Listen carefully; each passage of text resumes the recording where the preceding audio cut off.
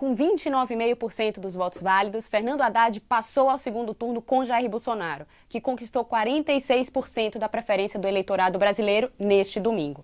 O desafio do petista na corrida pelo Planalto começa nas estatísticas. Historicamente, nenhum candidato que saiu atrás na definição do primeiro turno, desde 1989, conseguiu se eleger. Mas vai muito além disso. Especialistas ouvidos pelo repórter Lucas Ferraz, que assina a reportagem que está no site da BBC News Brasil hoje, dizem que Haddad esbarra na própria estratégia de campanha do PT, considerado por muitos especialistas como kamikaze. Mas vamos voltar um pouco atrás para essa estratégia ficar mais clara. Meu nome é Camila Veras Mota, eu sou jornalista da BBC News Brasil aqui em Londres e trago mais uma vez para vocês um resumão do que tem de melhor no nosso site. Com o ex-presidente Lula preso desde abril, o PT insistiu em lançá-lo novamente à presidência, mesmo que as chances da candidatura ser aprovada pela justiça fossem mínimas. O nome de Haddad, então, só entrou nas urnas na data limite para a definição da chapa em setembro. Entrou em cena, então, o ex-prefeito de São Paulo. Haddad, na verdade, acabou se tornando uma alternativa ao nome do ex-governador baiano, Jacques Wagner, o preferido de Lula. Wagner, defensor de uma aliança de centro-esquerda, propôs inclusive o nome de Ciro Gomes na cabeça de chapa e depois rejeitou o desafio. Uma possível dobradinha Ciro-Haddad começou a ser aventada ainda no ano passado,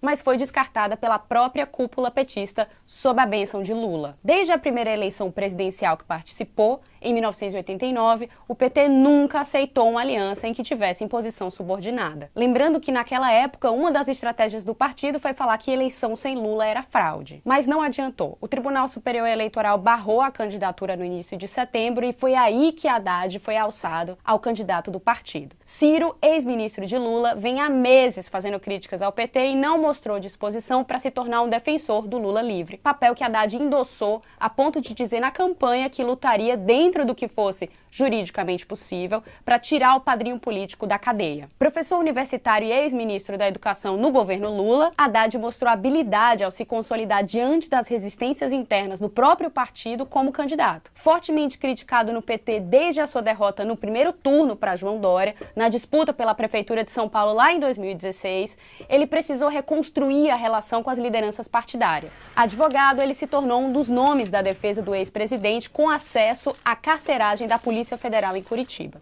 Primeiro foi apresentado como vice de uma eventual candidatura Lula. Depois, ao ter seu nome confirmado, formou chapa com Manuela Dávila, do PCdoB. No início, a estratégia parecia ter dado certo.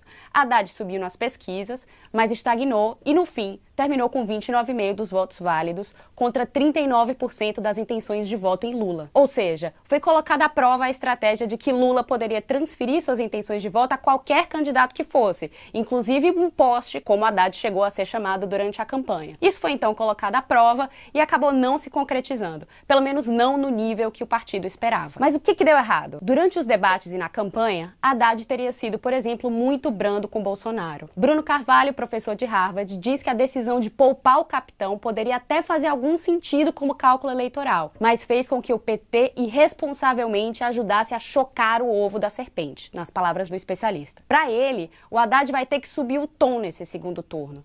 Mas a alta polarização com forte antipetismo e a adesão já vista no primeiro turno de políticos e partidos do centro, além dos empresários à candidatura de Bolsonaro, mostram que a tarefa do PT não vai ser fácil. Um dos apelos que alguns dos aliados fazem ao Haddad é para que ele seja mais ele mesmo, deixando de lado ou pelo menos minimizando a imagem do PT. Tem ainda quem defenda a necessidade de uma autocrítica sobre os erros de Lula e do partido, o que ele não teria feito durante o primeiro turno. E acenos ao centro, o que parece inevitável, além de um afastamento da imagem de Lula, condição que é reforçada nas críticas dos adversários. Petistas já declararam que Bolsonaro era o adversário dos sonhos de um segundo turno, mas a alta polarização e a adesão à candidatura do militar reformado mudaram esse cálculo. Segundo um dos nossos entrevistados, um dos erros da campanha foi superestimar a capacidade fantástica e provada de transferência de votos de Lula e subestimar a ira antipetista, o que não há dúvidas vai continuar a ser a tônica deste segundo turno.